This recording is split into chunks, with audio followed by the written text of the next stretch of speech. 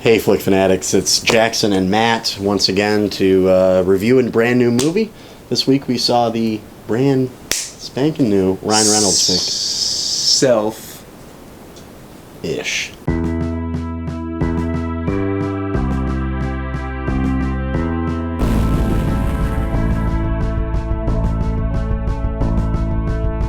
Selfless, starring Ryan Reynolds and Ben Kingsley. Matt, jump right into that synopsis on IMDb. According to IMDb, the synopsis is an extremely wealthy man dying from cancer undergoes a radical medical procedure that transfers his consciousness into the body of a healthy young man. But all is not as it seems when he starts to uncover the mystery of the body's origin and the organization that will kill to protect its cause. Sorry, I had to click the synopsis to see more. Hey, that's fine. We saw more, we heard more, and I think that's a fitting, just general explanation. What'd you like? There were a few things that I definitely liked, but of course, like most things, there's always something holding me back. I'd say one thing I really thoroughly enjoyed was the cinematography. I thought the angles and the shots and the way some of the action was filmed was just damn near flawless at times. Yeah, no, it's filmed very beautifully. Yeah, it's especially easy for on the eyes. The sci-fi genre, the action thriller genre. It's filmed much better than a lot of these summer movies we've been seeing. The camera angles, the lighting. Yeah, the colors, just the colors, everything and the about effects is just the way it looks is nice. Yeah, very pleasing to the eyes. Something I enjoyed about it was the score. The musical score in this is great. It sounds like ticking clocks and almost like tribal jungle-y things at certain parts. It takes place in New Orleans for a lot, so there's like some jazz and there's some, just the classic background noises of New Orleans, and the score kind of plays into that. Cinematography adds kind of a pace to some of these shots, like the music. There's a basketball scene. There's music going on in the background, and the way it's shot and cut up fits the music really well, and I think they both just complement each other fabulously. And another thing that the music did for this movie was it provided great tension. There was one part in particular in the house, one part with the daughter and the son, and that whole thing was like, I was like, something's not right here, because the music kept telling me that something's not right here. It drives the story as much as the writing would. Yeah, and so what's the last or one of the most standout positives you had with the movie? I was not expecting this, because normally I'm not a big fan, but Ryan Reynolds knocked it out of the park, honestly. I thought this may have been his best performance. Somebody else mentioned him in Adventureland, also a wonderful performance, but he really stood out to me. Something about his performance was very believable. It was.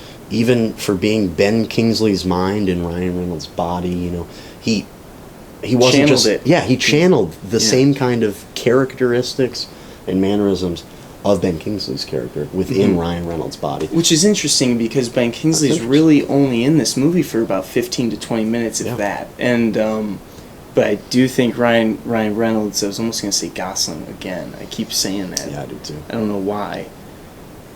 But I think he really did a great job. He carried the movie. No movie's perfect, and this movie's definitely not perfect. So let's go into the cons. What problems did you have with this movie?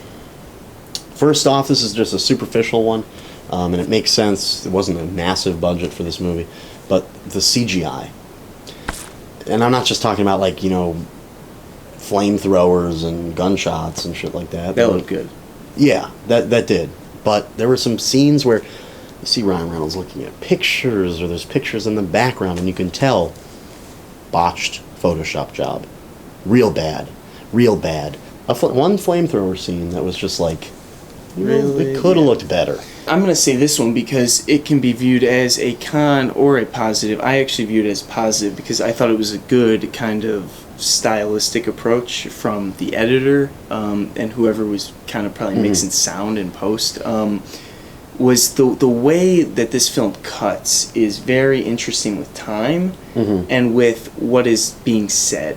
So you have a character talking to another character, and the next thing you know, they're showing these characters doing something else, but the conversation that they were having over there is still happening, and then they're going back to that conversation, but then going forward to the actions they were doing. And that happened throughout the movie. That wasn't. It did. There was a notable scene towards the end where that happened, but in the beginning it was happening, and pretty much throughout the movie. And I think that maybe the director might be maybe like a kind of his vision thing that he maybe wanted the editor and other people to do in post. And maybe he was just trying it out. Tarsem Singh, I think's his name, did The Cell. That's the only other film I've seen by this guy. Thought The Cell was pretty cool. It's not perfect either, but so far I kind of like this director. I'd like to see his other movies in between, you know. And unlike this, like The Cell, I don't think this is going to get like incredible fame. I mean, their critics are kind of shitting all over it. I mean, it has a 7.2 on IMDb and like a 20-something on Rotten. Approval, yeah. Honestly, I don't see that. I can see where this movie went wrong. And I would say CGI and exposition and writing. Exactly, because, that's the big one, is the exposition with the writing. It felt like they were kind of treating us like we didn't understand things, you know? Like we couldn't pick up on cues and clues they gave us earlier on in the movie. That just doesn't make any sense. And it makes me insulted as an audience member, because I'm like, you're insulting my intelligence right now. Like, I get that. We're dumb, but we're not that dumb. Exactly, okay? You know? Hey, forget about it. Oh, that's another thing. His New York accent sucked. It was good for like one scene. Then there was a scene with his daughter where it sounded like an Armenian, you know... Serge Tankian, man. Serge Tankian deli owner. It was just odd. And but you could tell he was trying to force 10-point system with decimals. What do you give it? 7.6. 7.6. Wow. I liked it. That's solid. I really liked it. It was solid. very Philip K. Dick-esque. It reminded me of the movie Paycheck with Ben Affleck. It was just, it had that feeling. It had that like grounded sci-fi in like a real world kind of feel. And I thoroughly enjoy that. That's my favorite type of sci-fi. 7.5. That's perfectly solid in my book. Which means, you know, this movie has more good than bad, I would say. And I would definitely, if you're a sci-fi fan, go see it. Yeah, please. You would do yourself a favor, honestly. Even if it's a matinee showing, I think you'll enjoy it. It's a fun summer blockbuster, but it's also not that, like, bullshit cash grab.